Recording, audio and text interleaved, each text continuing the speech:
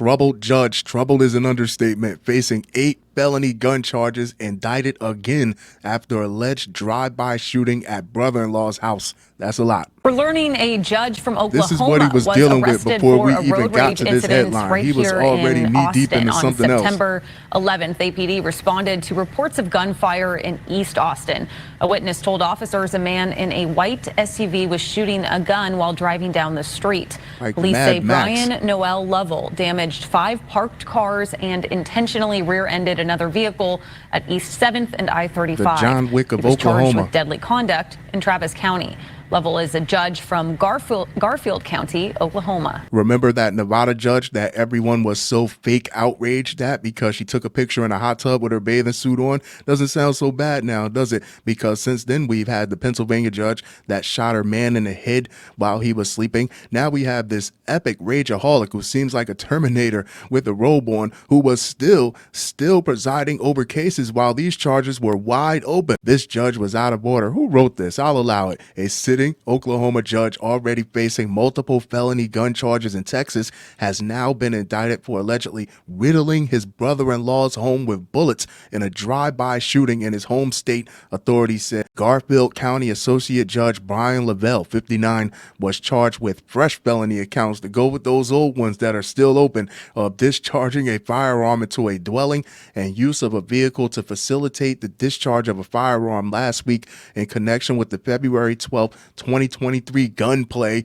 in the town of Bison, Oklahoma, the Innit News and Eagle reported. 2 days after the alleged shooting outside brother-in-law Kenneth Mark's home, Lavelle claimed the gun had been stolen from his vehicle, Oklahoma Attorney General Gentner Drummond said in a press release this week. My question was, with the charges that he already had pending prior to this even happening, he hasn't been convicted, he has a right to a fair trial, but can the state still see him as a threat to himself or others and confiscate his weapons? And the answer is tricky. It varies from state to state. If you live in Oklahoma and you know a little bit more about this, I'd love to see it in the comments. But then again, who's to say he doesn't have a whole casket full of unregistered weapons buried out in the middle of the Oklahoma grassland somewhere? It was not Lavelle's first scrape with the law involving a firearm. Lavelle is about it. The controversial jurist also faces 8 felony counts in Texas for allegedly using the same Glock 23 .40 caliber gun in a similar incident in Austin on September 11th of last year. In that case,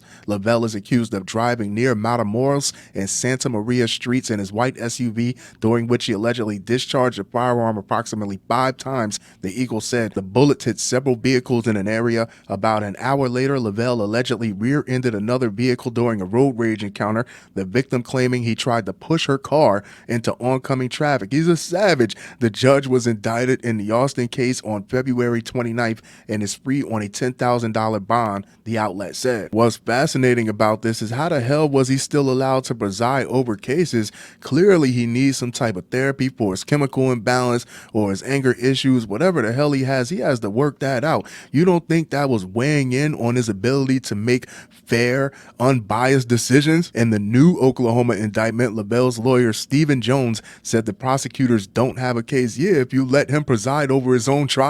As far as the merits of the charge and the defense, we do not at this time have the discovery material, which in due course will be made available to us, Jones said. From our own investigation, the evidence is insufficient to convince a jury beyond a reasonable doubt.